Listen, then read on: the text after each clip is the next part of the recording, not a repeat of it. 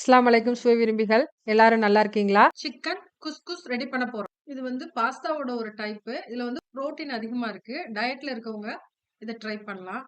நான் 1 tumbler குஸ்குஸ்க்கு 1 1/2 tumbler தண்ணி எடுத்து நல்லா கொதிக்க வச்சு, கொஞ்சமா உப்பு சேர்த்து, ஸ்டவ் ஆஃப் பண்ணிட்டு குஸ்குஸ் அதுல போட்டு மூடி போட்டு வச்சுடுங்க.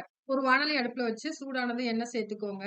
எண்ணெய் காஞ்சதும் பொடிசா கட் பண்ணி வச்சிருக்கிற பெரிய வெங்காயம், தக்காளி போட்டு நல்லா வதக்கிட்டு, 1 டீஸ்பூன் இஞ்சி பூண்டு விழுது, 1 டீஸ்பூன் மஞ்சள் தூள், காரத்திற்கேற்ப மிளகாய் தூள், ஜீரகத்தூள், கரம் மசாலா இதெல்லாம் சேர்த்து நல்லா வதக்குங்க.